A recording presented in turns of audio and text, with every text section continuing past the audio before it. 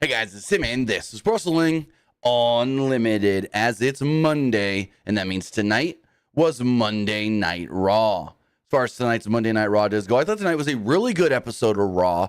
We're starting the build to SummerSlam. We got the fallout from Money in the Bank, but even fallout from like stuff that happened last week, they didn't tie into Money in the Bank. So I thought tonight's episode of Raw was really, really good. I thought it was a easy show to watch. When they said, all right, we're coming up to the mixed tag team match in our main event next, I go, it's already 9:30. Oh, dang.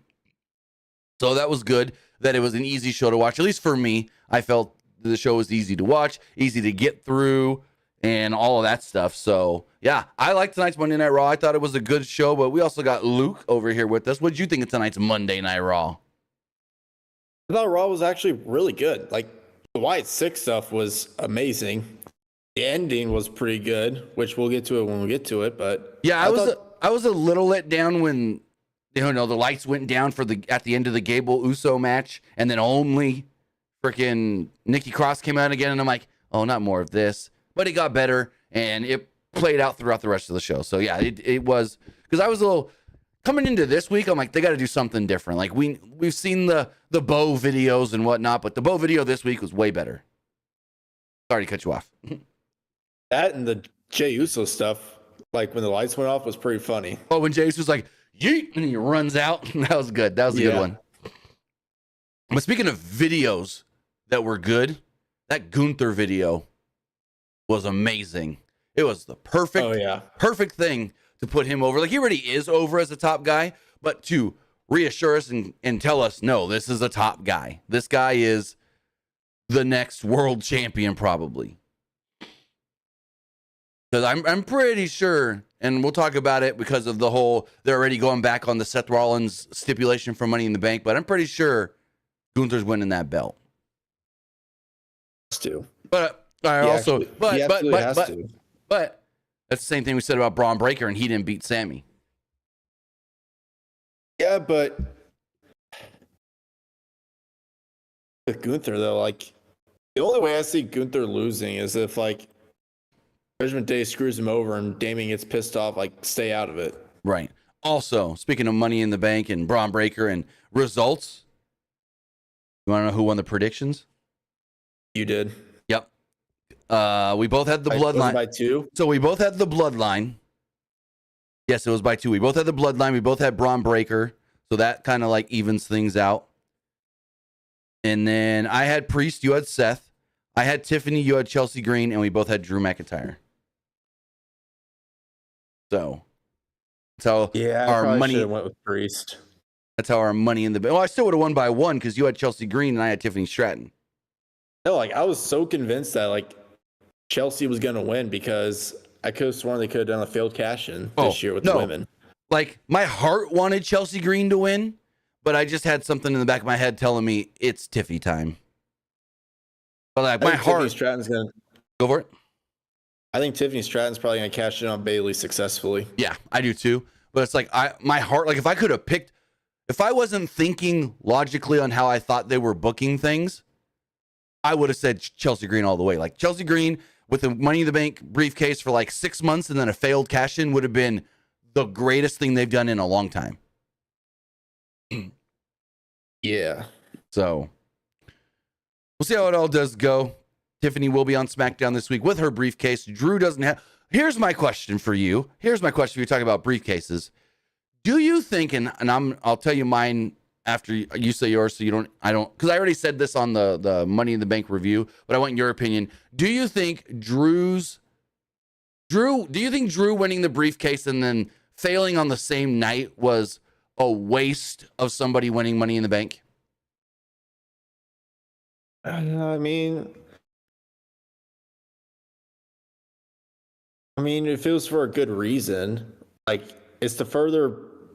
I feel like with the whole like him and Punk stuff, they're going a little too hard with it, in my opinion. But it did multiple things. I think it was perfectly fine because you have to remember everybody getting mad that they wasted the Money in the Bank this year on Drew McIntyre.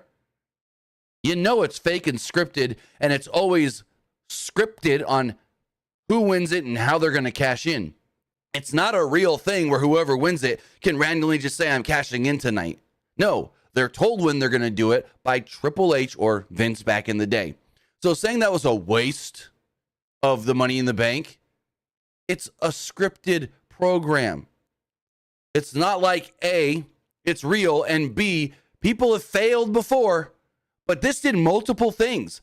It furthered CM Punk and Drew McIntyre, but it also now reignited Seth Rollins and CM Punk as well. So now we have that, as well as we'll talk about here once we get talking to the first segment of the show. Seth said it. I know your intention wasn't to, but you screwed me too. And once you're cleared, I'm coming for you. So now Punk's got 2 feuds once he's ready to go. So honestly, I think using Money in the Bank that way was perfectly fine. Was good, great, give it to him. That's just my opinion. I don't think it was a failure or a waste at all. I mean, we've seen failed cash-ins in the past and nobody complained. Like, with Austin Theory did a failed cash-in, nobody complained. Damien Sandow. He failed. Yeah, nobody complained about that one. I don't think anyone really cared. Baron Corbin. Hell. I was there. I was there when he won the briefcase. He failed because John Cena screwed him. He cashed in, and then John Cena, well, if I'm thinking correctly, he cashed in on, I want to say, a SmackDown, and then John Cena was there at ringside and gave him an AA through the table. The announce table. If I'm thinking correctly. Correct me in the live chat or the comments below. I might be wrong, but I remember John Cena was involved. Corbin? Yeah, Corbin. That was Corbin's fail. He didn't. No, Corbin attacked Cena while Jinder was on the ground. Once he saw Jinder on the ground, he cashed in. But then the ref kept helping Jinder up. I know that was a little controversial because the ref normally isn't supposed to do that during a cash in. Right. Well, no, a lot of times, no, actually, that's not right. That's not true. Because we've seen someone goes to cash in and the ref goes, hey, are you ready? Are you good? Are you ready? Sometimes the wrestler cashing in waits. Sometimes they don't. That's on the wrestler. Because like when Carmella cashed in on Charlotte Flair, the ref's asking Charlotte, are you good? Are you good? Are you ready? You know, so we've seen that before. Yeah. And then once Jinder got up, they rang the bell. Cena distracted Corbin, and then Jinder did like a roll-up pin and retained. I don't know why I always thought Cena put him through the table. I'm watching it right here on YouTube. You're right. You're 100% right. I had that. I had that way wrong in my head. I think the reason why Corbin... Oh, it may have been... There was another time where he tried to cash in, and before the cash in became official, Cena put him through the announce table. It may have been, is what I'm thinking. Yeah. Because I honestly, I vividly remember in my head, Corbin with the briefcase in his hand, and then Cena giving him an AA. So it may have been a failed attempt. Like it didn't actually count. I'm pretty sure the reason why, I think the rumor was the reason why Corbin did a failed cash in was because I think there was some stuff that he was doing that almost got him fired around that time. Really? Because I remember it was, no, that was never mind. I'm thinking Austin Theory. Because it was Austin Theory failed because it was time for somebody to fail. It had been 5 years since the last men's failure. Well, the last failure at all, because women have never failed. That's what it was with Austin Theory. It was like, oh, he'd be fine if he fails, and it's been a long time since a man has failed anyways. So yeah, I think the reason it was like back when like Corbin was suing the NFL around that time. Gotcha. And WWE got upset about that. Gotcha. Yeah, because I think I'm reading it now. Like it almost got him fired, but then Vince loved him too much and decided not to fire him. Vince always liked Baron Corbin because he's one of those guys that no matter what you ask him to do, he'll do it. Like the Miz. Like the Miz. Never say no. Just do what's asked of you. I know he also really liked Elias as well. Yes. I mean, Vince liked a lot of people, and then he let him go, so I don't know. I know he liked Jinder, but then gave up on him. Yeah, which is weird. Well, no.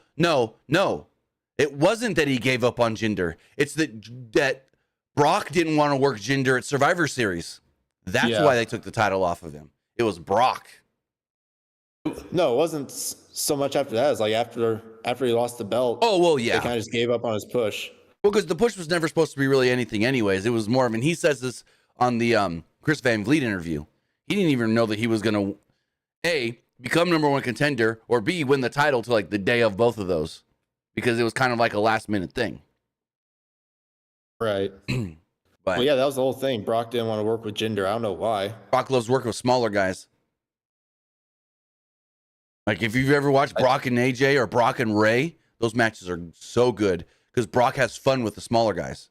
Now, I don't know if that's exactly why he didn't want to work with Jinder, but I know he didn't want to work with Bray Wyatt because he didn't think that thing would all work out. yeah. Now again, Brock had a lot of pull, do whatever he wanted, basically. But with that, we got a bunch to talk about here, and I want to say thank you for joining us here. Twitch.tv/PWU Unlimited, YouTube.com/Pro Wrestling Unlimited, and podcast services all around the globe like Stitcher, Spotify, Google Pod, Apple Pod, Anchor, iHeartRadio, and so much more. Remember, if you are watching, live on Twitch, you can help us out a couple of different ways. You can either help us out by hitting that donate button down below or by donating Twitch bits in the live chat. Also, remember, you can help us out by subscribing to the channel one of two different ways. You can either subscribe with a tiered subscription or you can subscribe with Amazon Prime, because remember, if you have Amazon Prime, then you have Prime Gaming. Prime Gaming gives you a lot of cool things like free games, free stuff for games, and you always get one free subscription to any Twitch channel you want to subscribe to throughout the month. And I'd greatly appreciate it if you did right here, Pro Wrestling Unlimited. Also, remember to help us out on YouTube. Hit that subscribe button. That way you know when we post new videos. That way you know when we go live. And that way you know when we post to the community tab. Also, speaking of post to the community tab, you see a new Jey Uso shirt that they released today? Eat, sleep, eat, repeat. Yeah. Oh, wonder who that's a knockoff shirt of. Very, very weird.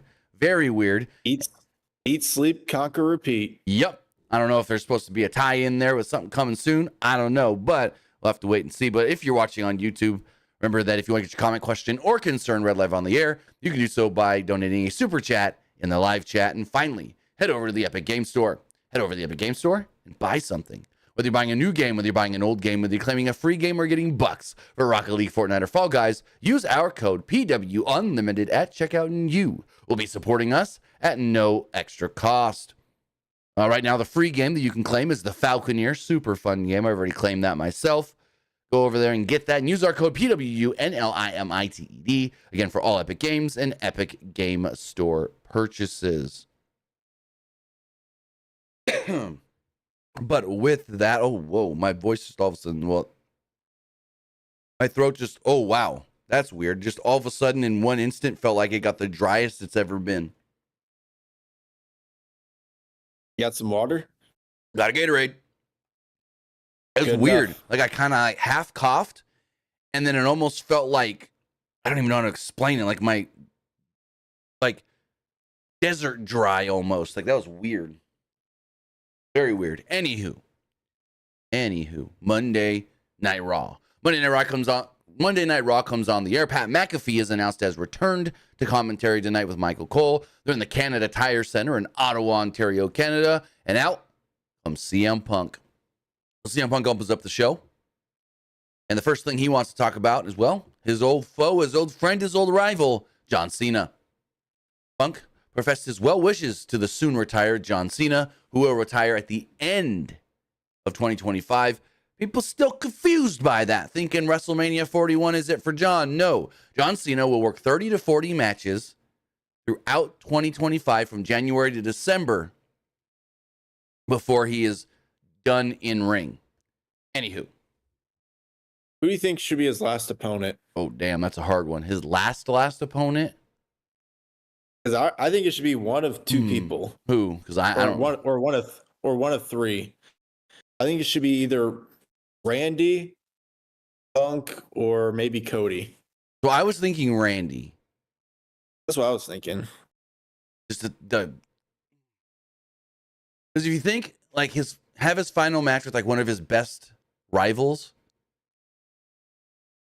and I would say his two best rivals were Randy Orton and Edge, but Copeland's in the other company, so that ain't gonna happen.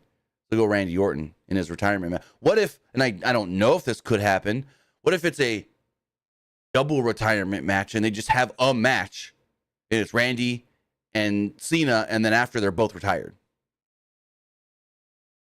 like I don't think Randy really wants to retire quite well, I yet, don't know. though. I don't know. I'm just saying, what if they're both like, we're ready to retire, so why don't we have our last match with each other? You know? Then the question is, who goes over? Also, that's the other question. If it's Cena's last match, do you have him face somebody like a Braun Breaker and have Braun beat him? To like put Braun over? If it's Braun Breaker, just for instance, like someone new and young. I know when Ric Flair retired, they had Shawn Michaels beat him. True. Now here's my other question. What if the one title John's never won? He's never won the Intercontinental Championship, right? I'm thinking correctly. Right. He What never if it- had an opportunity for that belt. What if his final match is for the IC title? So whoever the Intercontinental Champion is. Here's my other question. Does he win the 17th world title? Whether that's the world or the WWE. Because you think about it, he's a free agent, and I don't think they'll draft him to any brand, so he'd be on both Raw and SmackDown, can go for any title. He also said, I don't want to just be given title opportunities. I want to earn them throughout my final year, whether that is winning the Rumble, winning Elimination Chamber, or winning Money in the Bank. So I think what they could do is maybe like after Mania, they have him go after the IC belt, win it, hold it for like a month or two, then drop it. And he's like, all right, now my goal is to break the record to have the most world championships. I mean, technically, the real record's 21 by Ric Flair, but WWE only less 16. Yeah. Well, he's tied with the record. Yes, he is. He is tied, which means I think they should have him.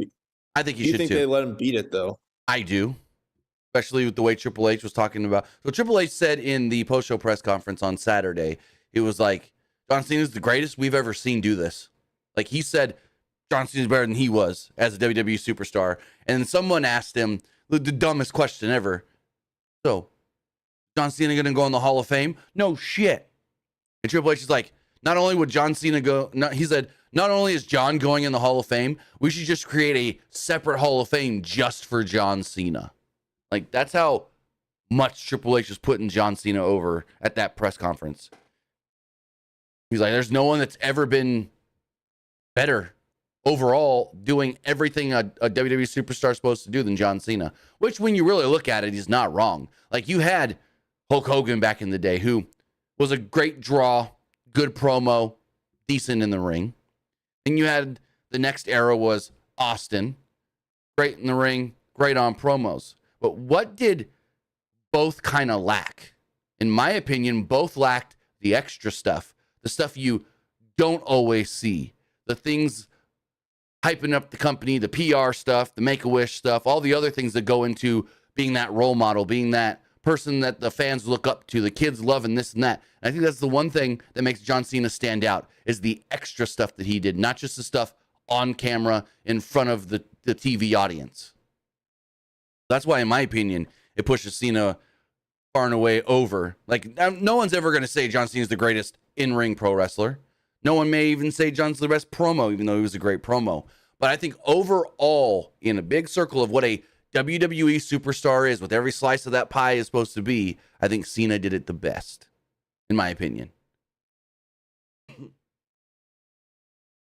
Do you think he headlines next year's Mania, like as the Hall of Famer? No, I think they do the year after. I think next year they don't put him in the Hall of Fame. And I think it was Triple H who even said it. Not everybody wants to go into the Hall of Fame while they're still active or right after. Some people want to end their career, wait, and then have that moment later kind of away from everything that just happened. So honestly, I mean, they did it with Ray. They did it with Ric Flair while they were still technically quote unquote active. So I don't think they do it with Cena next year.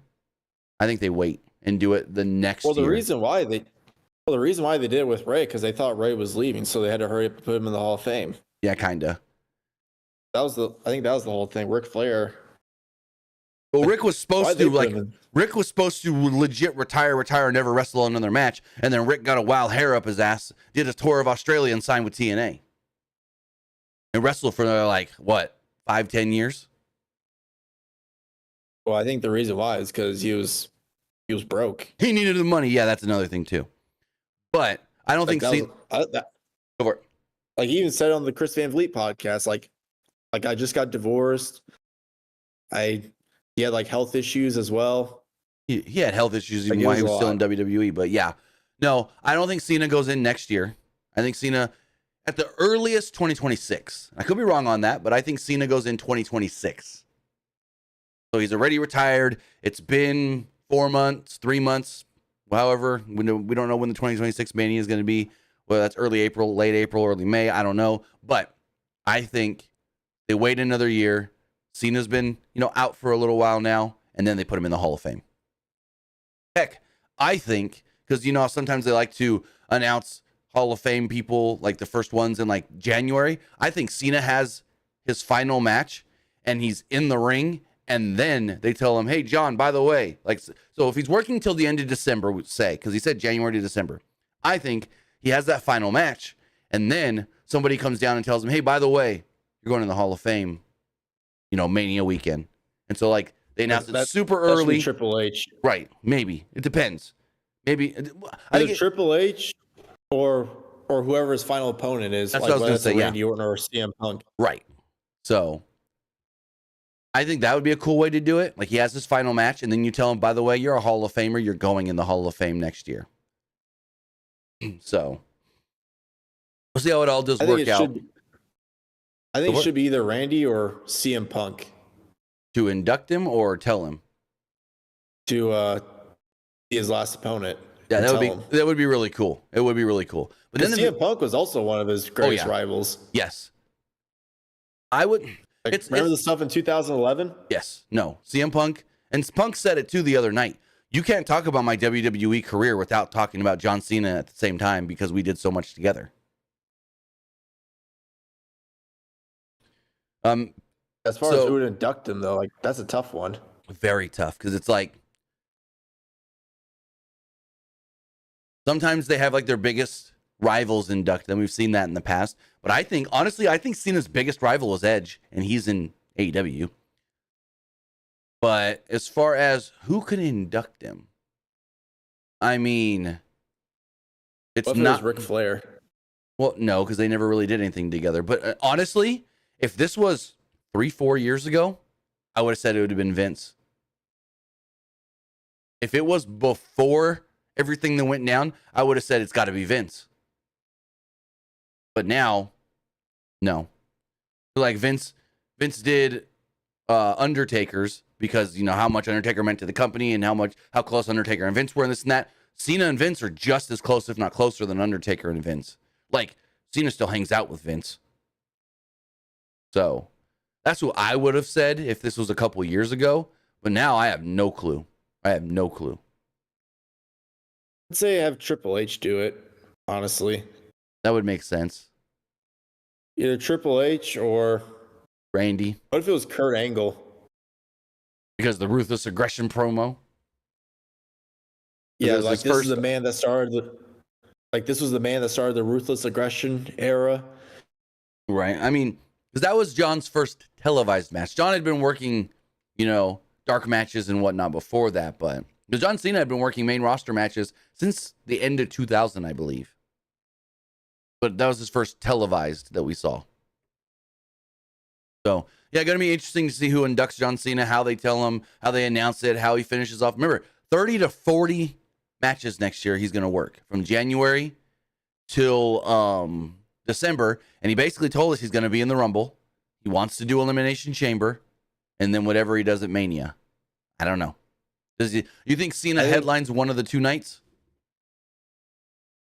I think what they should do is have him into the Rumble, and whoever eliminates him is who he faces at Mania. Then at Elimination Chamber, he announces who his opponent's going to be. That'd be cool. I think he would. Honestly, though, I think John would want to be in Elimination Chamber to have his last chamber match. Oh, I got it. So they do the chamber, like winner of this match will face either the other world champion, the other world champion. It's Cena and the other guy. The other guy beats Cena, and Cena's all disappointed. Mm-hmm.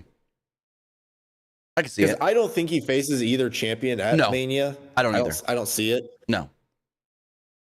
Because I think Cody's still got the belt. Maybe he faces Rock. Cody Rock for the title next year. Cody beats Rock. I think it should be Cody. I want it to be Cody versus Braun Breaker. I mean, I do too, but I've heard there's talks of Cody Rock next year at Mania. Anywho. And then, I don't know. Go for it. Sorry for cutting you off. No, go for it. What do they do night 1, Cody versus Rock, and then night 2, Cody versus Braun Breaker, and have Braun Breaker win? I don't want to see the whole Cody works 2 nights again. We already did that. That's just my thing. But it's hard to predict the world title because we don't know who the champ's going to be. Because I feel like that title can change hands a couple times before next year's Mania, unless they want to give Gunther a long run, and Gunther holds it from SummerSlam to Mania. I would do that, honestly. Yeah. So, go for it. What if at Backlash after Mania, they do Gunther versus Cena for the world title? I mean, I want to see that match at some point. I do really want to see that match, whether it's for the title or not. Or what if they do that at Elimination Chamber or something? It's possible. It's possible. I mean, he's not going to win. I mean, there's a chance Cena wins that belt to get number 17. But I don't know if I want him to beat Cody for the belt or I want him to beat Gunther. It really just depends who the world champ is. Exactly. Unless he wins it the last night and then vacates the belt. I mean, I thought about that, but then I don't want him to do a whole, now we got to crown a new champion thing because John Cena vacated it. I don't know if I like that, in my opinion. Now, if it was like in AEW with the TNT title, oh, well, Adam Copeland's injured, they had to vacate the belt. But if it's just, like Sting, I did not like the fact that Sting won the tag titles, all well knowing that he's retiring after this night, and it's like, why give the guy a title match if you know he's not going to defend it or do anything with it after tonight? So that's just my opinion, my whole thinking of that. But you could go the whole route of I only wanted to win this title so I could break the record. Right. Now I got nothing else to prove. Now I can fully retire. There you go. I like that thinking. Then, what if at Royal Rumble and the Men's Rumble, instead of winner goes to WrestleMania, winner gets the world title? Like they did in 2016. So you put the world champion in the Rumble? No, not the world champion in the Rumble. It's the vacant belt. How do you get to vacating the title? Oh, you mean if Cena vacates it? Gotcha. I wasn't thinking. Yeah. Then he announces at the Royal Rumble, instead of the winner going to WrestleMania, the winner gets the world title. And that'd be cool. That's a fun way to do it. But then, how do you figure out both WrestleMania main events as far as both world titles?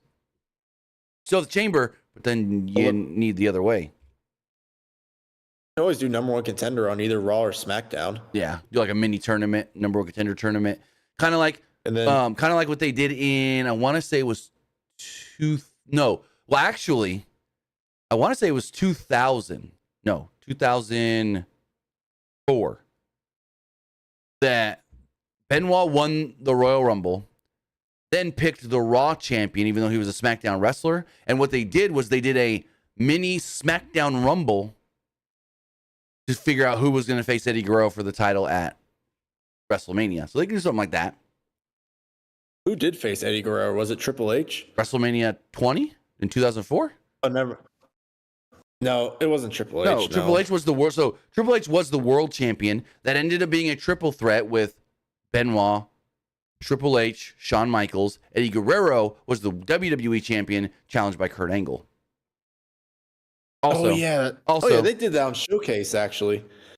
Here's my question. Are we allowed to say that we love the WrestleMania 20 main event? But that's one of my favorite matches. I'll go back and watch that match.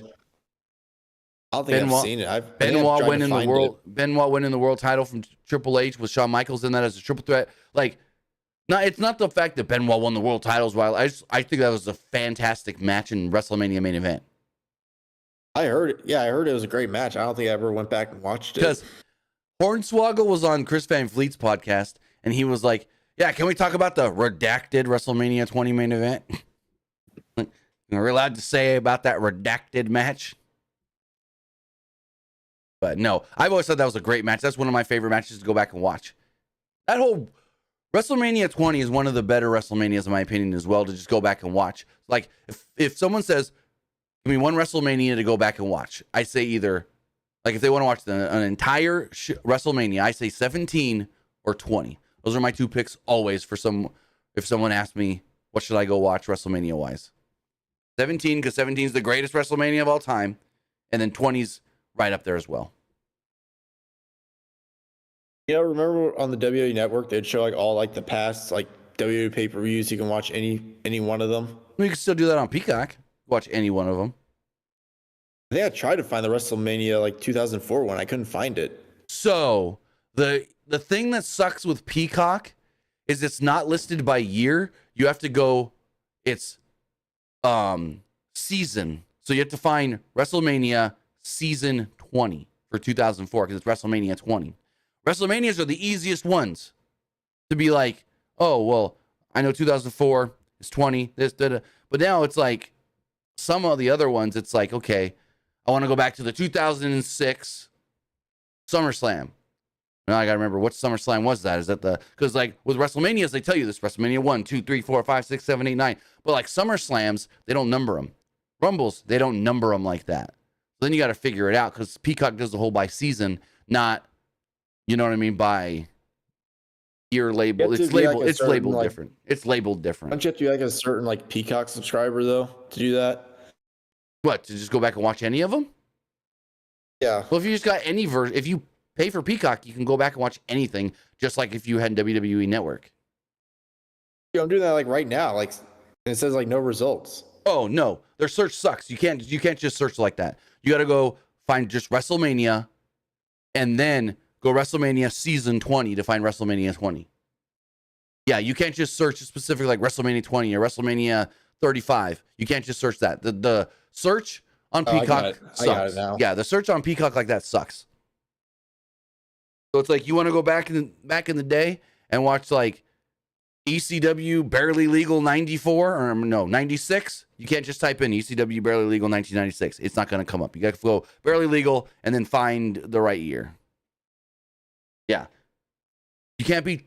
I bet you all the other you can't be super, are going to suck for searching. You can't be super specific for searching on Peacock. You got to be kind of broad. Just be like, I know what I'm kind of looking for. I want WrestleMania, so then I find all the WrestleManias, and yeah. But then you type in WrestleMania, and then you're also going to get like WrestleMania Rewind and all the different WrestleMania named things. So yeah, Peacock search is not the greatest. Its filter system is not the best. But anyways, back to this CM Punk segment that we were talking about 15 minutes ago. Point pointed out McIntyre's faults and why he had been getting in his way.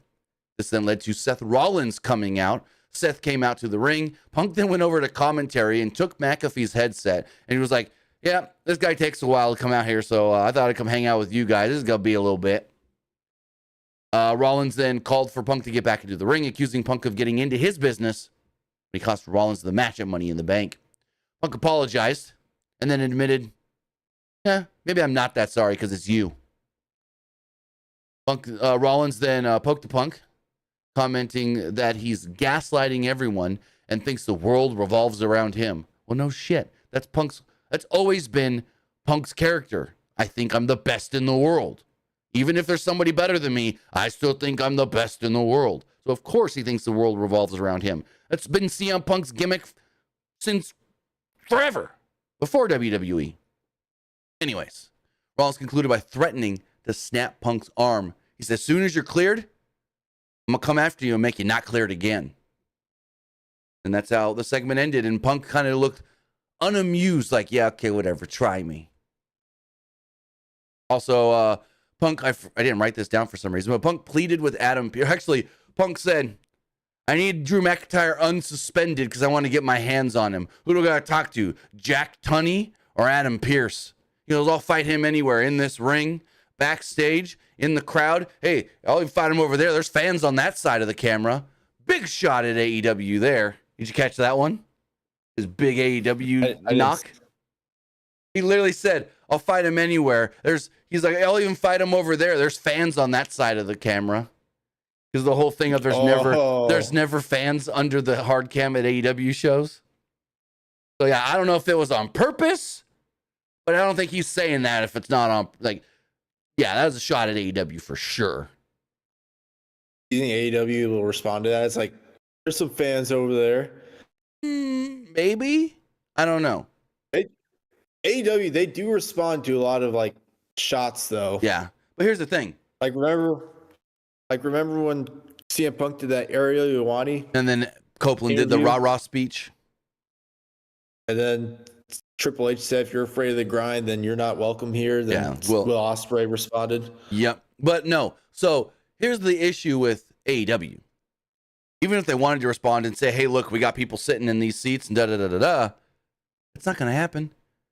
They ran Collision this week in an 8,200 seat building, and it only put I want to say it was 5,000 tickets on sale. They didn't even try to sell the building out. Let me look this up really fast. WrestleTix had it on Twitter. They're not even trying to sell as many tickets as they can, is the issue with AEW.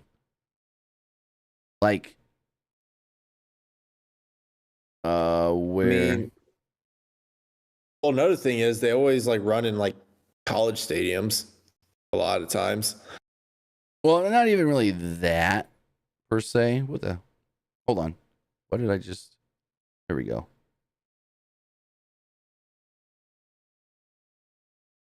So apparently for Heat Wave, all the hard cam side was blocked off, which is interesting because I see a picture here. They tarped it all off, but WrestleTix, Collision. Let me see if I can find it really fast. They had, where was it? Tonight's Raw, almost a sellout. At least as of yesterday, they only had 800 tickets left for tonight's Raw. I haven't seen an update. No, as of the time Raw went on the air, there was only 200 tickets left for the show, so that was basically a sellout. But let's see, Collision.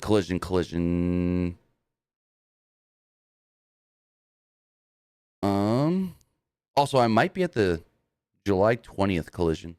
I'll be in Dallas already that weekend. So I told my buddy, I'm like, hey, let's go to a wrestling show. It'll be 20 minutes from your house.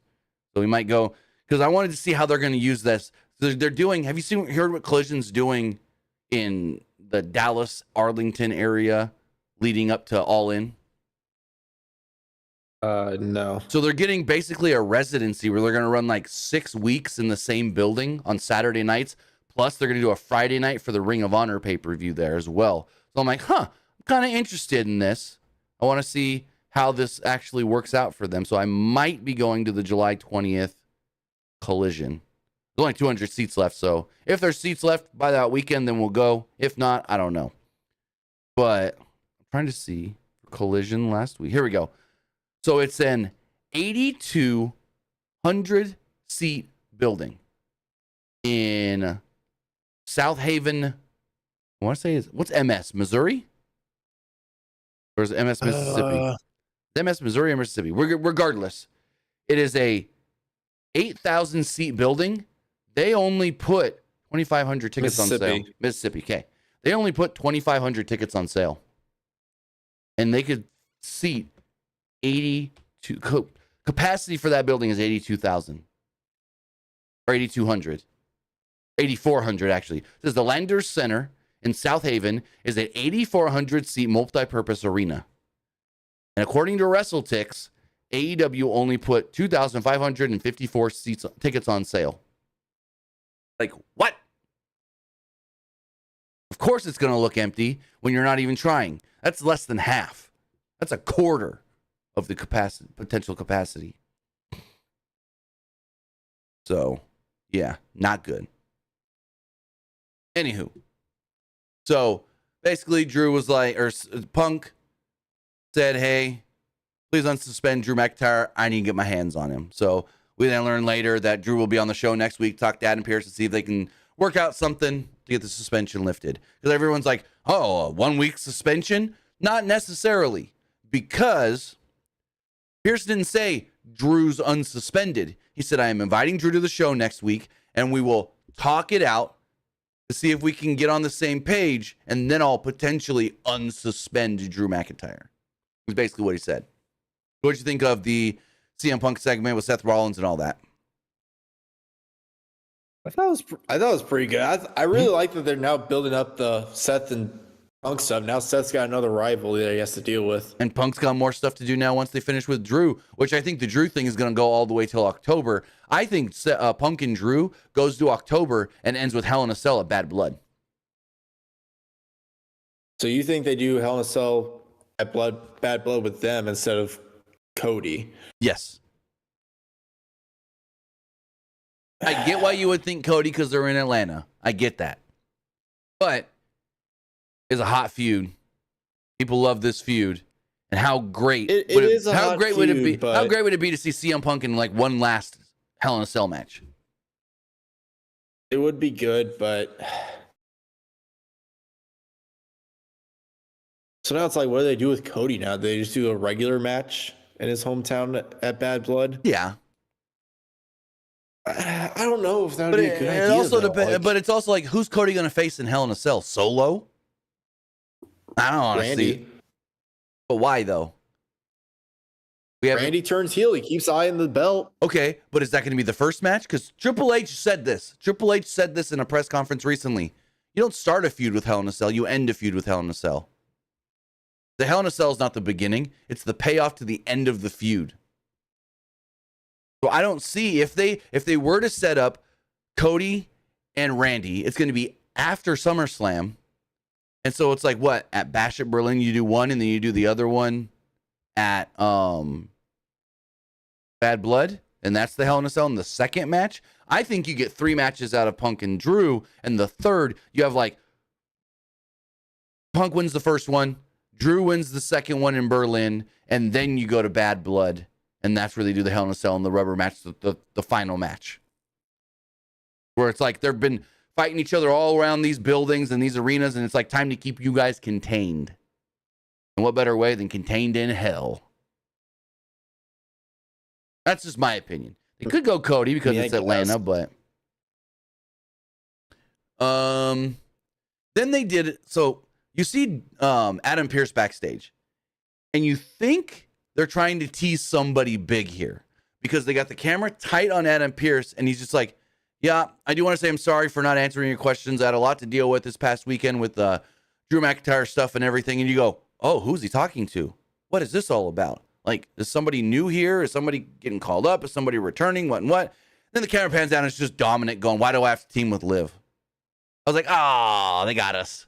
They got me. I thought it was going to be somebody big. Granted, I love Dominic Mysterio. But I thought this was going to be a little different or somebody bigger than Dominic here. But anyways, Adam Pearce is like, no, Liv said you wanted the match, so I made the match. And Dom's like, I don't. He's like, well, the match is official, so you're doing the match.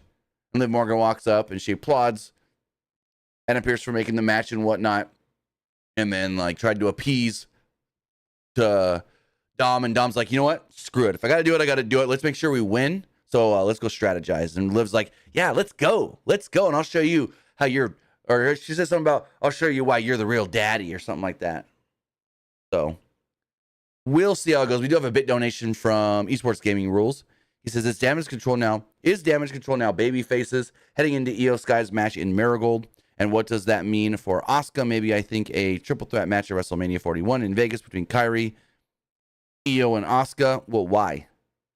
What have they done to make you think that we're going to get Kairi, Io, and Asuka in a triple threat at Mania for the Women's World Championship? First off, title ain't on any of them. Like, I don't know. They're not going to set up. First off, he says, heading into it, they shoot an angle with Rossi because of Asuka's hate. No.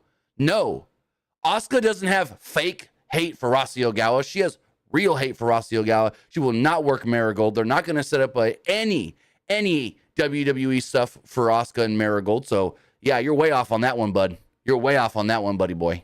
They're not going to do anything with Asuka and Marigold because she ain't going to go work for Rossi Ogawa. Io wants to go do it? Cool. Kairi wants to go do it? Cool. They ain't going to do nothing. And they're not going to set... Also, not to sound rude here, but you got to be a little bit not knowing what you're talking about. If you think they're going to set up a WrestleMania match at Marigold on a show in Japan that a very, very, very, very, very small, minute percentage of WWE's audience is even going to see. So, just saying. Yeah. All of what you're saying, yes, damage control are the baby faces now. What does it mean for Asuka? Asuka's probably going to return as baby face once she's cleared from her knee surgery. But does this do anything for WrestleMania? No, not at all. And then Elite Tish with a super chat says, R-Truth has more wins than Solo. He sure does. He sure does. We did the math last week. Solo got 2 since last November. Well, 3 now if you count Money in the Bank. I got confused by that comment actually because I thought it meant like ever. Like, well, Solo's. No. R-Truth's been in WWE. Yeah, ever for sure, but he means like recently. Because we did a whole thing. Recently, yeah. I did a whole thing on. Well, I can't remember if it was the Money in the Bank show or the SmackDown review. I did a whole thing where we went and we looked at Solo's matches since the Cena match, and he has literally lost 9 or 10 and only won 2.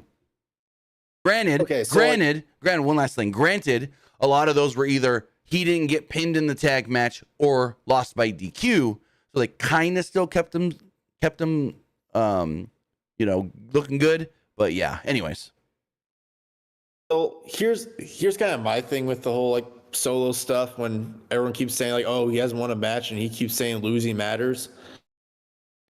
I think maybe he's like I'm tired of us losing. We need to like stop losing. That's probably when that's why they got rid of like Jimmy and start bringing his own guys so they can start winning again. Well, yeah, that's exactly the storyline. And the storyline that he told last week on SmackDown was, I'm the new head of the table because Roman Reigns failed at WrestleMania, lost the title, hasn't been around since, and I will bring the title back to the family. But basically, Solo's story is to complete my transformation into the real head of the table, I need to beat Cody for the belt. So yeah, they're basically going the whole route of like Solo's officially like away from Roman. Yes. No, I think Solo loses to Cody at SummerSlam. Roman shows up at the end of that show, goes after Solo, and it's like, you really think you're the head of the table? You couldn't beat him either. I at least beat him once. But then I couldn't beat him because so many people got involved in this and that. And that. Like, Roman's going to have excuses, but maybe not because Roman's going to probably come back as a babyface. So I don't know exactly how they do it, but I think we're only getting Cody Solo at SummerSlam to bring back Roman. I think what they'll do is Solo loses at the end of the show, Roman returns, they just do a stare off and they cut. Yeah, it could be something like that.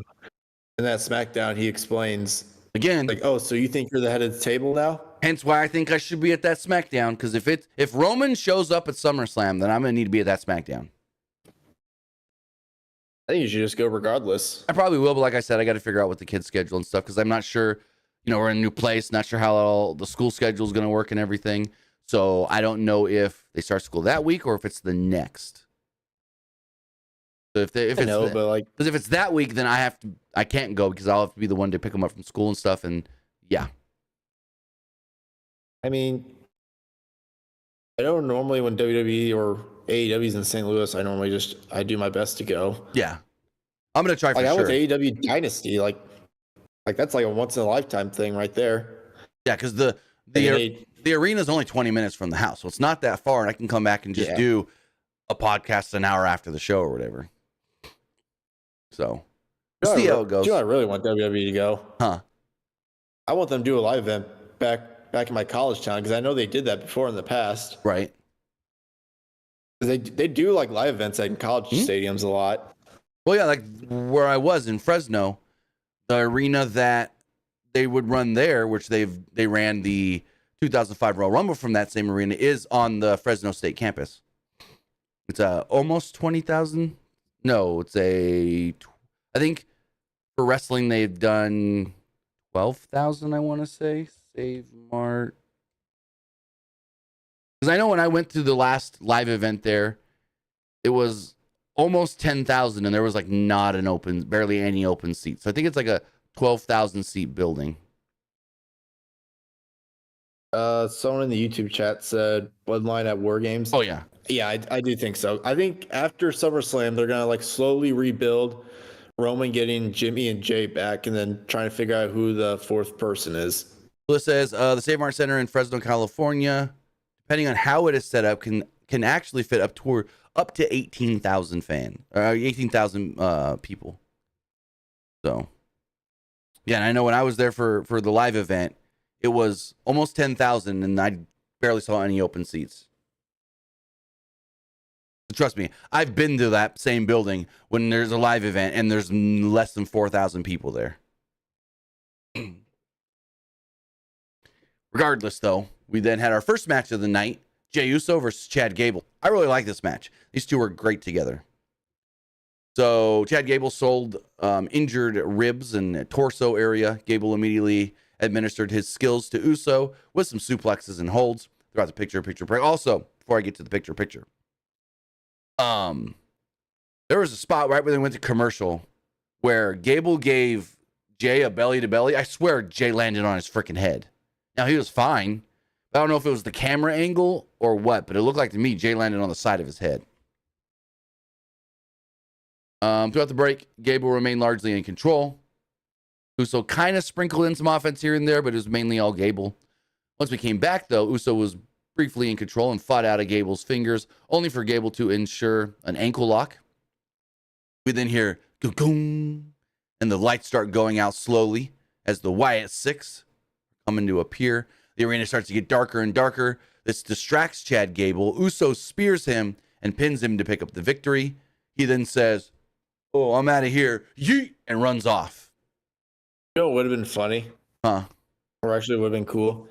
Like Jay does the yeet and then goes like towards like the entrance, like in the dark. Like what if like Chad gets up, he looks at Nikki Cross, then looks back, and then like Jay's already laid out by one of the Wyatt Six members. That'd be cool. That'd be really cool. Because now it's like nobody's safe. You can't escape us. Right. So Chad Gable kind of gets his wits about him, and there's fog and smoke or whatever all around the ring and ringside area. And Sister Abigail, Nikki Cross, appears, does really nothing with Chad Gable, and then gives Pat McAfee a box that's got another VHS tape in it. A little underwhelming. Like, they keep teasing they're going to do something with Chad Gable, and then they don't even touch Chad Gable every time. They killed him the first week, and now it's nothing. Maybe like Chad's going to be their first rival then, and they move on to somebody else after him. We did see Bo later in Adam Pearce's office. Esports Gaming Rules with another bit donation really quick. He says, if Roman Reigns comes back, will he do a work shoot promo even after the behind the scenes truth on why Roman vs. Rock didn't happen at WrestleMania 41 in the documentary? Now, what do you mean by work shoot? I honestly don't think you understand what a work shoot is here.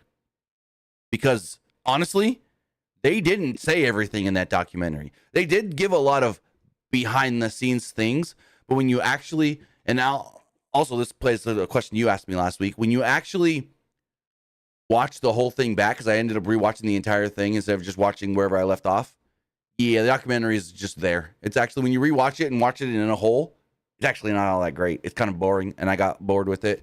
But okay, it feels like it's good when you watch like the first half, and then you watch the rest of it, and you go, "Oh yeah, no, this is not what we thought it was going to be." There's actually way less of behind the curtain than you think once you actually get through the whole thing. And so you asked me if I liked it better or thought the Bray Wyatt one was better. Bray Wyatt one 1,000,000 times better as a whole. Like when you watch the whole thing, like when you watch the first half of the WrestleMania one, you go, "Oh, they're telling us some behind the scenes things." And then you watch the whole thing and you go, "Oh yeah, never mind. There's a lot they left out." No, the Bray Wyatt one was great. Amazing. To the point. It was so good to the point to where it had both of my kids crying. By the end. Well, they also told us a lot of stuff that like no one even knew, like what led to like the day he Bray died. Wyatt's character. And then they told us, the JoJo told the story of the day he died. Yeah, which I didn't expect. I mean, I think everyone kind of already knew the story. Well, not the full story, and like how she found him, and then like we knew bits and pieces, but then hearing it, her firsthand encounter of that day and the story and everything was just like, oh wow. Yeah, that and like what, like how did Bray Wyatt like come up with his character? Like, like I didn't even know who that guy was. Like that gave the inspiration. Oh, Oh, something Mercy, Waylon Mercy. Oh yeah, that's why they gave the name Mercy the Buzzard. Yep. For one of the Firefly Funhouse characters. Yep. That Huskus was Husky Harris. Mm-hmm. Sister Abigail, which did they ever say like how they came up with the name Sister Abigail? Not that I can remember. No. Or that was just like a character that they just came up with. Yeah, because Waylon Mercy was a character that Dan Spivey played back in the day that was based on Robert De Niro's character from Cape Fear, I want to say. That's kind of where Bray took the inspiration from. The old Waylon Mercy stuff that was based off of Robert De Niro's character in Cape Fear. Yeah, then. And put his own spin on it, and it was amazing. Oh, yeah. Sheamus is backstage being interviewed. Celtic Warrior discussed aspirations and competition when Bronson Reed would come in, telling Sheamus that he's awaiting. If he defeated Sheamus' old friend Pete Dunne tonight, he'll be waiting for Sheamus. Commentary would then tell us, hey, Tyler Bate is actually out injured and will be out for a while, they said, basically. So, don't know what the Tyler Bate injury is, but they did tell us that Tyler Bate is injured and will not be on television for a while. They also told us later that Kofi is out injured, and we have learned Akira Tozawa is also out injured. They didn't say that on Raw, but there's new promotions or new advertising for WWE's upcoming tour in Japan. They're doing like a 3-day weekend thing.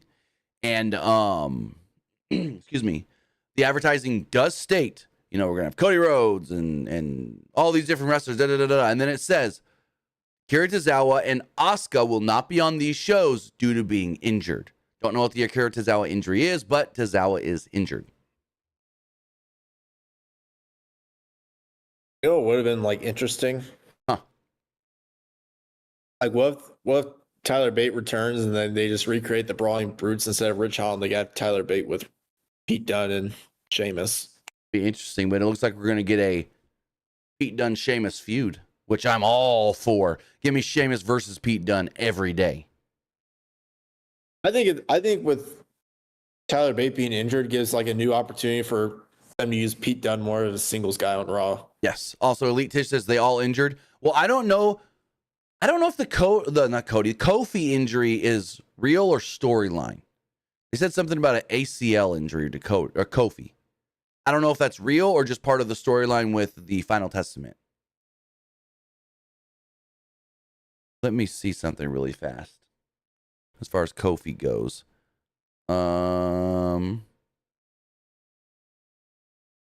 AC joint, not ACL, my bad. AC joint, so shoulder injury. Yeah, all they said was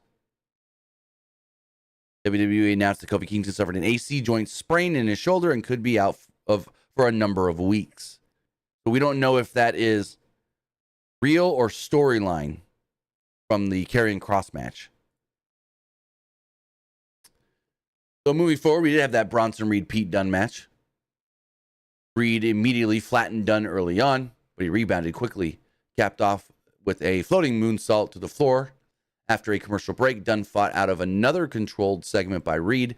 After some finger joint manipulation, the large Reed powerbombed Dunne onto the mat, following a brief struggle on the top turnbuckle, with Dunne targeting the fingers again. Reed then won with a big old tsunami splash, and then Sheamus ran out as Reed was about to go after and give Dunne another splash, and yeah, so Sheamus helps Pete not get attacked after the match. Sheamus then tries to help him up. He shoves Sheamus and walks out. Because we know Sheamus kind of walked out on the Brawling Brutes. And so Pete Dunne's still not over it. What do you think of the match and the now potential Pete Dunne-Sheamus feud? I mean, I wouldn't say Sheamus necessarily walked out on the Brawling Brutes. He got injured. Sure. Yeah. But we're not supposed to know. And then when he came back, we're not really supposed to know that, but we are at the same time. Like, he was injured, and Sheamus, like Pete Dunne and Rich Holland, like kind of broke up on their own. When Sheamus came back, he just came back on his own. Like, that was the whole thing with it. Yeah. Moving forward, we had a backstage segment with Damian Priest and Seth Rollins. This got me a little like, what the fuck are we doing here? Rollins approaches Judgment Day, seeking one-on-one counsel with Priest, and acknowledged that the World Heavyweight Champion stuck to his word. He didn't have anybody from Judgment Day come out or help him. He did it all by himself. Priest then retorted, saying that he'd be willing to throw out the gentleman's agreement for Money in the Bank. He said, once I'm done with Gunther at SummerSlam, I'll give you another shot at the title. And I'm like, oh, please don't. Then what, huh? So dumb. Why are you going to have a stipulation only for the champ to go, stipulation don't matter? Why? And I said that on Twitter, and I had so many people coming after me going, well, he didn't pin Seth, so Seth didn't lose. What the fuck you mean Seth didn't lose? Damian walked out with the belt. The stip was not, if I pin you in the match, you can't challenge me again. It was if you lose. If I retain, you can't challenge Damian Priest again. So I'm not a big fan of the whole, oh, I'll give you another shot anyways. Granted, I think Gunther walks out of SummerSlam the champion, and this is all a moot point. So, yeah. Then, the end of this segment, Damian answers his phone. He said, where you at? Talking to somebody. We see on the phone, unknown caller. So, it was Rhea. I'm 99% sure it was Rhea. What do you think of this whole, Damian says he'll give Seth another shot? I mean, yeah, that kind of just defeats the whole purpose of like what the heck? The whole stipulation. Like, if there is a slight chance that Priest does retain at SummerSlam and then Seth gets a shot again, why are you booking the stipulation then anyways? Like, I don't understand it. It's dumb. Again, like I said, I think it's all a moot point anyways because Gunther's going to win the belt and then Seth's going to challenge Gunther. But yeah, I think Seth challenges Gunther and Gunther beats him. You think Seth beats Gunther? No. Gunther beats Seth. That's what I meant, to retain the belt. So if Seth tries to challenge Gunther for the world title, I think he's unsuccessful and Gunther retains. Seth versus Gunther at Bash of Berlin. And he retains the belt. I think it'd be great. I know I really wanted, and fans also really wanted Dragunov versus Gunther at Bash of Berlin. I know the fans there would go nuts for it. They would love that. But I just think the way they're using Dragunov right now, they probably won't do it. Yeah, I don't either. So moving forward, we got Sami Zayn coming down to the ring. Sami Zayn professed that he's no longer the underdog and deserves all the respect after beating Braun Breaker clean in the ring. Braun Breaker, fresh off of his loss to Sami Zayn, then comes down to the ring and admits, yeah, you beat me, but he would accept not receiving he would not accept not receiving a rematch. Basically, like, hey, I want another shot. Sami kind of like didn't want to give it to him or whatnot, and so he speared Sami. Officials then came out, pulled Braun Breaker off of Sami. He did the whole run around the ring, spear thing. Ilya Dragunov then ran out to save Sami Zayn, started yelling at Braun Breaker. Eventually, he goes backstage and asks Adam Pearce for a match. Says, I want to fight Braun Breaker tonight. And he says, you got it. So this whole segment was just to get us to Ilya Dragunov and Braun Breaker later in the night. What'd you think of it? I really think it was just there. It was okay. Yeah, I kind of thought it was there. Yeah, there's more to it later after the Dragunov match, which I think may lead to Sami and Braun again at SummerSlam. I was kind of thinking, like, what if they did a triple threat? Braun, Sami, and Dragunov. They could. Also, I don't have it in my notes because I didn't see what the hell happened. Why was Dragunov's leg bleeding from the shin? Like, what happened? I don't know. I didn't see that, actually. I didn't even see his leg bleeding, actually. Yeah. He had, from like the middle of his shin, blood just trickling down. All of a sudden, I'm just like, well, where the hell did that come from? I didn't notice the spot or it get cut or not. I don't know where. He was laying in the ring at one point, and I realized, oh, he's bleeding from the leg. So, anyways, the next match we do have is Judgment Day. Finn Balor, JD McDonough, and Carlito against the Awesome Truth and Braun Strowman. Again, not much to this. This was just a match, getting all these guys on television. I mean, there's storyline here, so that's good. It plays into, the stuff they've been doing with Awesome Truth and Judgment Day, Braun Strowman and Judgment Day, and Finn and JD won, and, they're now the champions because they beat Awesome Truth. There's story here, but the match itself, to me, it's just there. Nothing special at all. So Truth and Miz were attacked during their entrance when they were doing their rap. JD McDonough was promptly chased out by Braun Strowman, who charged at him like a raging bull. Carlito at one point gloated as McDonough and Balor assaulted the legal Miz. Strowman then came in for the hot tag, dismantling McDonough without mercy. Attempting a chokeslam on Balor, Strowman was interrupted by Carlito and McDonough, and they laid him out flat. Strowman and R-Truth then proceeded to run like a train over all the guys at Judgment Day. They did the runaround spot where their arms were linked, so they ran together.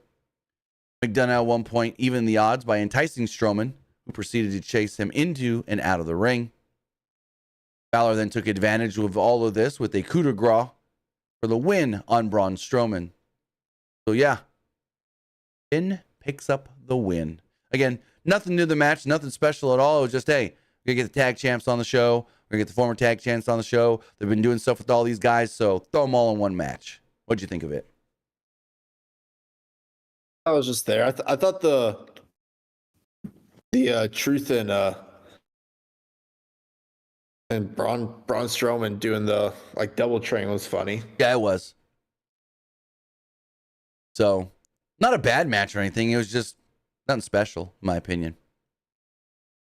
So Adam Pearce asked CM Punk, hey, next week, I'm going to bring Drew McIntyre to the show. But if I do, I don't want you here. I don't want you at the show next week because that's just going to cause a whole lot of trouble. So I'm going to bring Drew. We're going to talk things out. We're going to figure out, his suspension and whatnot. You go home, rest, and worry about getting cleared. And Punk's like, you got it. So Punk said he won't be there next week. You think Punk actually shows up, though? He says he won't, but... You know what they could do, actually? What if he shows up as a fan? He bought a ticket and everything. I can see it. What if he shows up as a fan, he's front row, shows the ticket, Drew punches him, and then he gets arrested for laying hands on a fan. No. I don't think that. I think that's a little too much. I don't know about that it's one. not terrible. We've seen it before in the past. With the whole 70-man Brie Bella stuff? Yeah. I knew exactly what you were thinking. I remember watching that. I was like, yeah. Yo, this is nuts. Right. Speaking of nuts, who was trying to fuck Dom backstage? She's stretching him out. JD, also all of Judgment Day kind of walk in, they're like, whoa, whoa, whoa. And Carly feels like, that's who? And Priest again does the, no, it's not. I love that dynamic when Carlito's always like, oh yeah, that's cool. And Priest gives him the scolding dad look of, no, it isn't. And he's like, oh, my bad. This was a funny segment that they really didn't have to. It was funny in the moment, but then it was a little too much when they did the Pat McAfee recap of it later. I was like, really? Do we need all that? I like Carlito's part was cool. Like, yeah. Like Dom's like, I'm trying to avoid it. And then Priest's like, it's not that hard. And Carlito's like, it looks hard. But that was like a couple weeks ago when he's like, Liv gave me your hotel key. And Carlito goes, oh, that's cool. And Priest is like, excuse me? No, it's not. I think Carlito's fitting in with these guys so good. Oh, yeah. I also kind of think like once they start doing the whole split off, Carlito's like, never mind, this is too much for me. I'm out. Right. Esports Gaming rolls another bit donation. He said, Jordan Grace revealed her contract status with TNA. Do you think if Jordan and Joe Hendry leave TNA, WWE and TNA continue the partnership? Because I don't want to be a loophole partnership like AEW and NJPW. What do you mean loop? Okay, first off, yes, they will continue to work together. It's not just they're trying to steal talent from TNA. That's not what this is at all. So, as we've seen other TNA wrestlers like Ash by Design and Frankie Kazarian show up in WWE. We've seen WWE send some of their wrestlers to TNA as well. So it's like, it's not just they want those two. Also, what do you mean by loophole partnership? Like what? Well, AEW and New Japan don't have a loophole partnership. They have a working relationship where they send wrestlers to Japan and Japan sends wrestlers to the US to work. They work both companies. I mean, shit. Jon Moxley was the champion in New Japan for like 3 months. I wouldn't call that a loophole relationship, partnership, whatever. Ash by Design, I meant Ash by Elegance, my bad. I still call her Dana Brooke. I think it was Vic Joseph at He's like, Dana, he's like, Ash by Elegance. it's like, look, I mean, Ash by Elegance. Yeah. I do think WWE should do like more for TNA than just give him Tatum Paxley. I know they also sent Charlie Dempsey there as well. Charlie Dempsey. Well, so spoiler alert. There was the whole New Catch, well, not New Catch Public, whatever their group is, not New Catch Public. No Quarter Catch Crew apparently worked a match at the tapings. So they did more than just Charlie Dempsey. Now, I don't know if Damon Kemp was involved in that, and Damon Kemp just got let go today, but that's another thing. I think it was someone else it was that curly hair guy that looks like Damon Kemp that's in there now. I thought it was I thought it was a 6-man that they did. I could be wrong. It was a 6-man, I'm pretty sure. I think they replaced Damon Kemp with that curly headed guy that they keep trying to recruit there. Gotcha. I can't remember his name though. Okay, that makes sense. It's Charlie Dempsey, that guy, and then who's the other guy in that group? Isn't like Riley something? Probably. No Quarter Catch Crew member. Because originally it was Drew Gulak, Charlie Dempsey, Damon Kemp, and they had someone else. Let's see. No Quarter Catch Crew. No Quarter Catch Crew now is Charlie Dempsey, Miles Bourne, and Tavian Heights.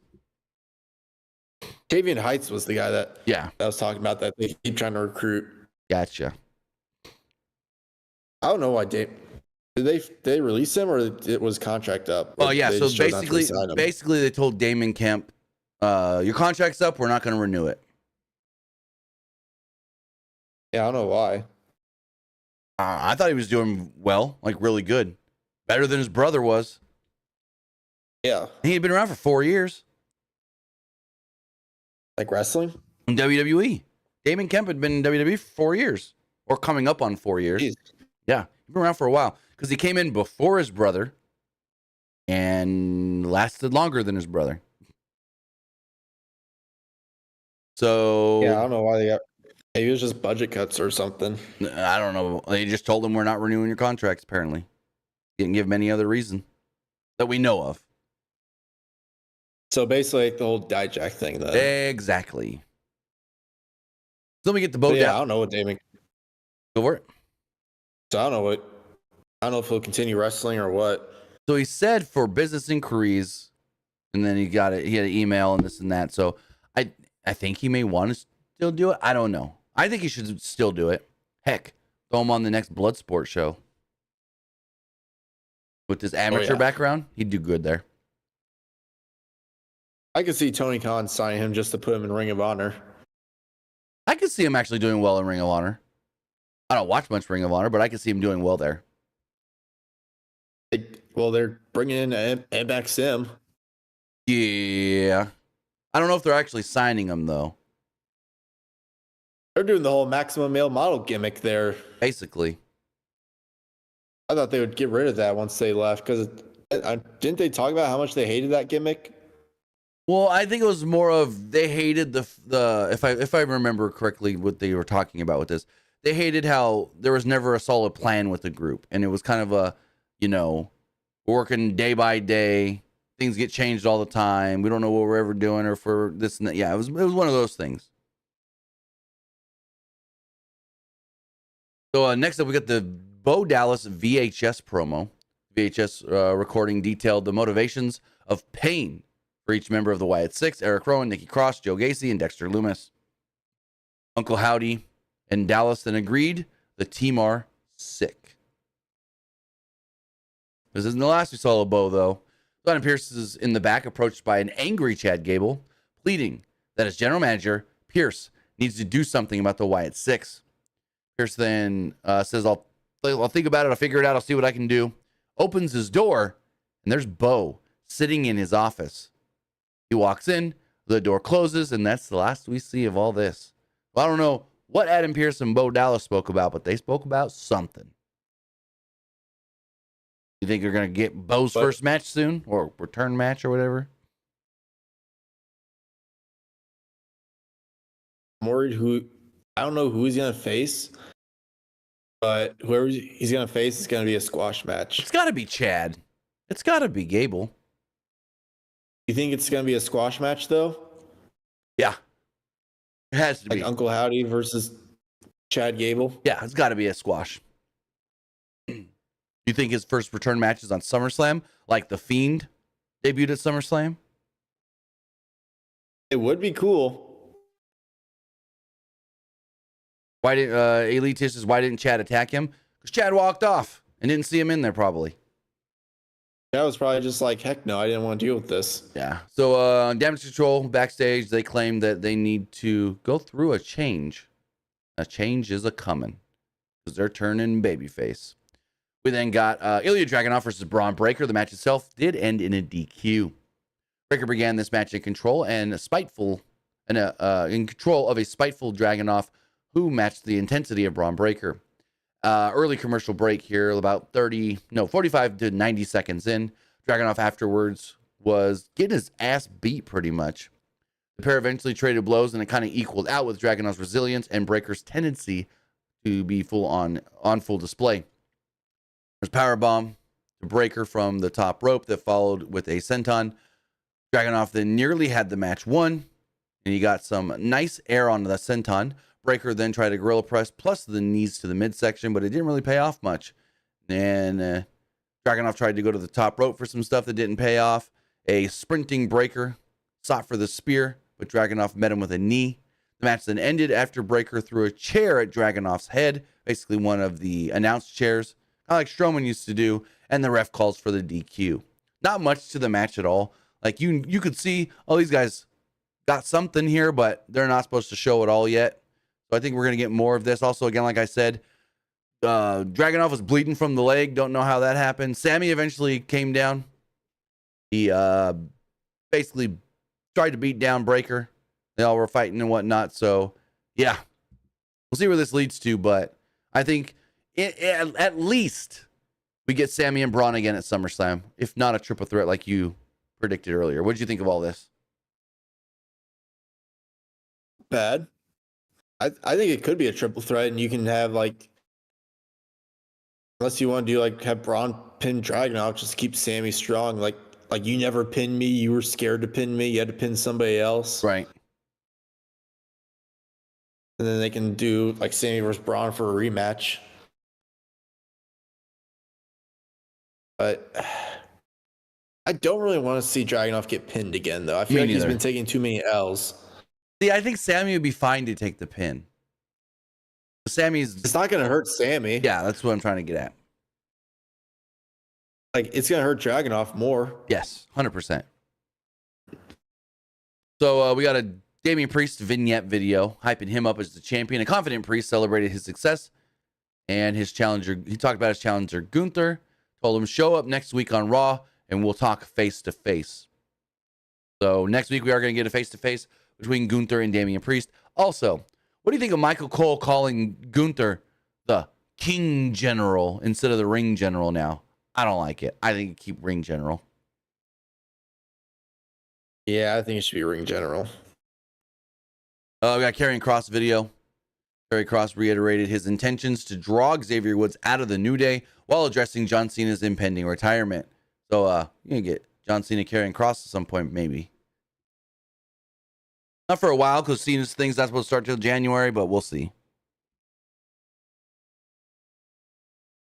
We then had a 6-woman tag team match. It was Damage Control, Io Sky, Kairi Sane, and Dakota Kai against Lyra Valkyria, Kaden Carter, and Katana Chance.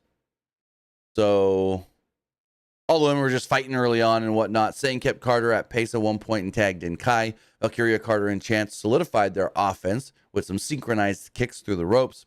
Damage Control then regained momentum as they delivered a unified front onto Chance. After a sliding elbow, the Legal Sane sought the pinfall and, well, kicked out.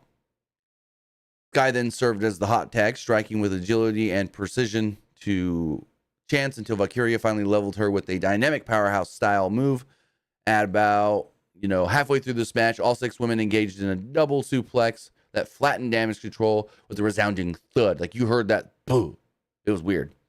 Cutter and Chance then nearly ended the match with their keg stand finisher. Sky then launched Sane through the air onto Valkyria and Chance, while Kai and Sane dragged Carter to the middle of the ring.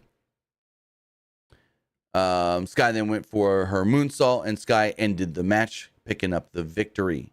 So, the match was okay, just like the other 6-man we had, just okay. What do you think of the match before we get to the post-match, though? I mean, match was okay. I think Damage Control kind of needed this win. Yes. Especially if the post-match, them getting beat down. So, as soon as the match ends, Zoe Stark, Shayna Baszler, and Sonya Deville run out and lay out Damage Control. Sonya Deville with some offense here. First offense she's had in almost a year. Think about it. It is July 8th, 2024. She was injured on July 28th, 2023. So it's been almost a year since Sonya Deville has seen any kind of physicality in WWE. And so these 3 solidified as a unit, and they said later they're going to take over the women's division. You know what I was actually thinking? Huh. Like, they do the feud, Damage Control, like, versus Sonya, Shayna, and Zoe. Like, Sonya's group wins, and then they can start building up a possible, like, breakup with Damage Control. I wouldn't hate it. But what if they do the breakup, but they just kick out Dakota Kai, and then maybe once Asuka returns, they can do Asuka and Dakota Kai versus the Sky Pirates, Io and Kairi. I think if you're going to do any sort of a breakup, it's going to be Io getting pissed off that they keep losing, because we've already seen that, and she's going to be the one to leave. That's what I think. She's going to be like, I'm done with the losers. That's my thing. I think Io eventually gets so fed up that they keep losing that she's the one. Because if you think about it, when they win, it's always Io getting the win. When they lose, Io's not the one getting pinned. I get that, but like, I just really want to see the Sky Pirates as a tag team Would be on the cool. main roster. Yes. Rey Mysterio and Zelina Vega were interviewed backstage. Nothing to this at all, other than they said they're going to put a stop to Dom and Liv. And then Rey basically said, we're LWO or family. We then got an interview with Shayna Baszler, Zoe Stark, Sonya Deville. They just said, Sonya's now with us. We're going to run this division. Isla Dawn and Alba Fire came up, and they basically teased wanting to go after the tag titles. Then we got a great, perfect, awesome Gunther video. Gunther was in front of a big video screen, and he kind of walked down his career in WWE, talking about how, when he first came to WWE in 2019, and they even showed him coming out on a stage and it said Walter behind him. So I'm like, oh, damn. Okay. And he talked about how, he came here and learned that WWE needed him, but he didn't need WWE. But also throughout his time in NXT UK, he learned that he loves to beat people up and to scare people and all that kind of jazz. Gunther acknowledged his upcoming match with Damian Priest at SummerSlam, basically vowing to win the World Heavyweight Championship. I loved it. I thought it was great. I didn't do it justice, but it was perfect. Any thoughts? I thought it was pretty good. Mm-hmm. Let me move on to our main event of the night. Go for it.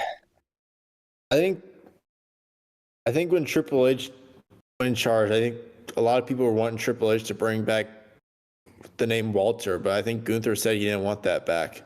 So the thing with the Gunther Walter name, and I think Triple H even said this, it's not that big of a change of a name, and you're already used to calling him Gunther on the main roster. It's the only name he's had, and so that's why they kept it. Now, with Pete Dunne, you really want to just keep calling him Butch? No. At least Gunther is not such a goofy name like Butch. Well, I think the rumor was they were going to change Butch back to Pete Dunne like immediately when Triple H first took over, but the reason why they didn't because of Go for it. Well, the reason why they didn't change it because of the Brawling Brutes' popularity, and they were making so much money with merch. True.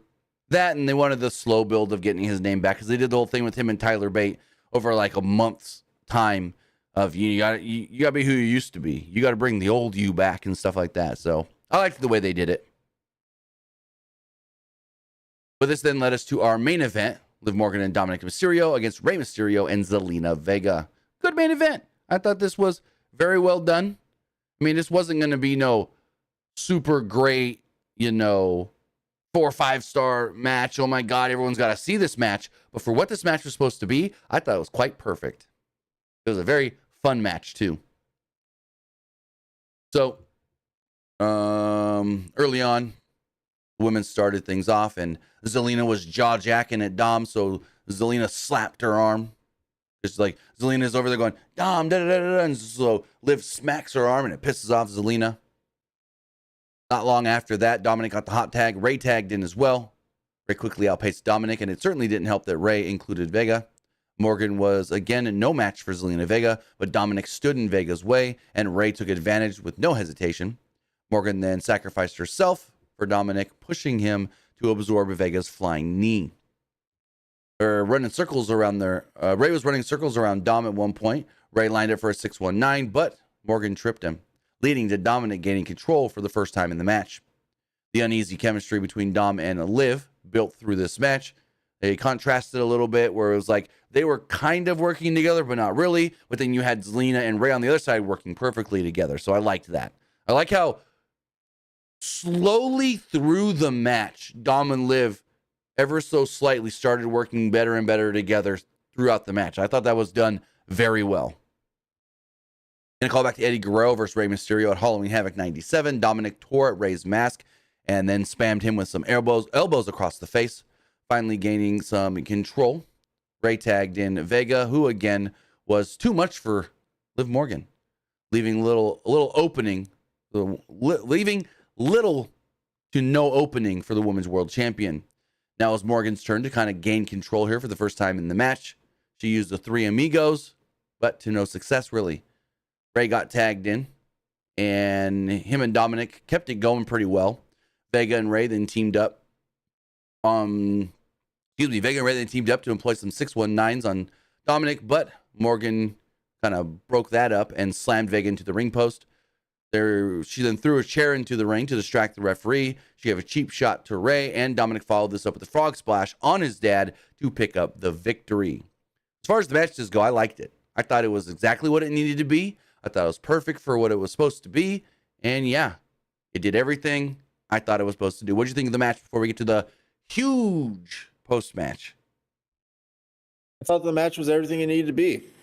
I thought it was, I wouldn't say perfect, but it was good. Well, for the story it was telling, I thought it was pretty perfect. I don't know if it was perfect. Yeah. But I loved the way how, like, early on, Dom didn't want to be there, so him and Liv were not on the same page. But by the end, you would have thought that Dom did want to team with Liv.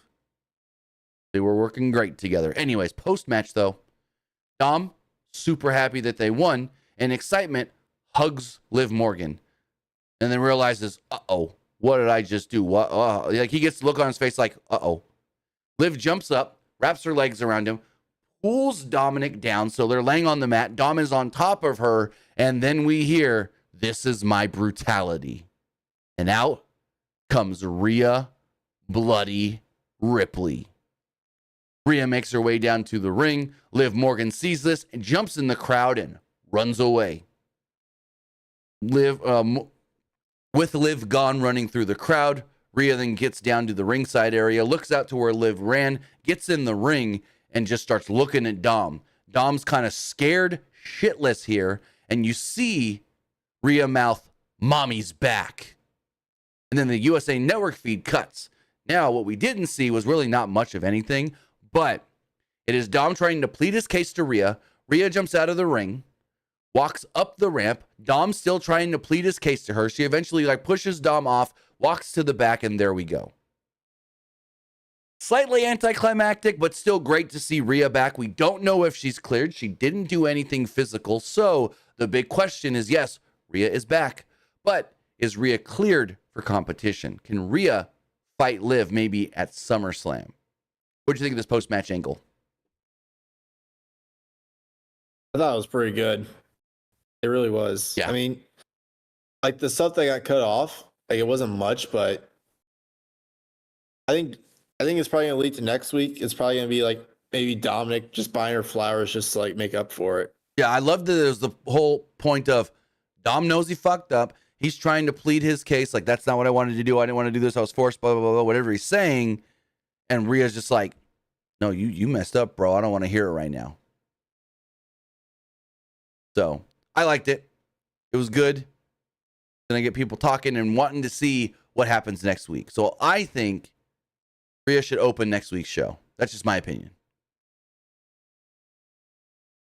So with that, that is everything that did take place tonight on Monday Night Raw. Let me get the Twitch poll going really fast. What did you think of Raw? I liked it. It was all right. I didn't like it. With that, if you are watching live on Twitch, the poll is now live as we go check the other polls as well. Let's refresh these. Boom. Boom. Oop, wrong button, wrong button, wrong button. I don't want to create a spaces. There we go. As far as the Threads poll does go, 57% liked the show, 29% thought it was just all right, and 14% didn't like it. Looking at the Twitter X poll, 89% liked the show, and 10%, well, actually, 89.2 didn't like it, 10.8%, no, 89.2 liked the show, 10.8% thought it was just all right. Looking at the YouTube community poll, 84% liked the show, 12% thought it was just all right, and 4% didn't like it. Some of the comments here, this person says, Dom gave in. For a second, yes. Person says, I liked it. The return of Rhea Ripley. Mami, Damian Priest, call her on cell phone. I knew who he was talking to. Everybody knew who he was talking to. That wasn't a shocker or a surprise. Person says, and we talked about this earlier, who do you think the Wyatt Six actually have a match with and wrestle? I think Chad Gable. Person says, Mami is back and she is pissed. Dom has some explaining to do. Versus so much talking, so little wrestling. It's a show right off the pay-per-view to build new stuff for the next pay-per-view. So I wasn't too against it. I get what you're saying though. This person also says Dom's got some explaining to do, and then another person says too much talking, not enough wrestling. Their storylines are getting weak and old. I wouldn't say that. I wouldn't go that far. And then the YouTube live poll, 88% liked the show, 12% thought it was just all right. And finally, everybody that voted on Twitch liked the show. With that, guys, that is going to wrap everything up. I want to say thank you for joining us here. Twitch.tv/PWU Unlimited, YouTube.com/Pro Wrestling Unlimited, and podcast services all around the globe like Stitcher, Spotify, Google Pod, Apple Pod, Anchor, iHeartRadio, and so much more.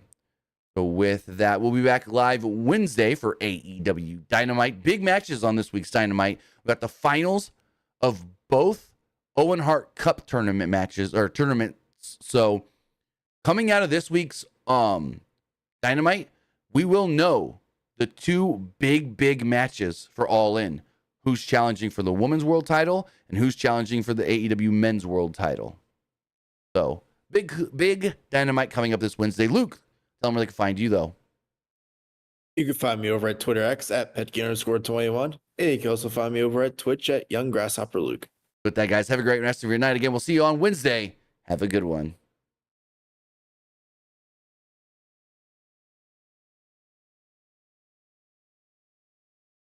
All right, if you're watching live on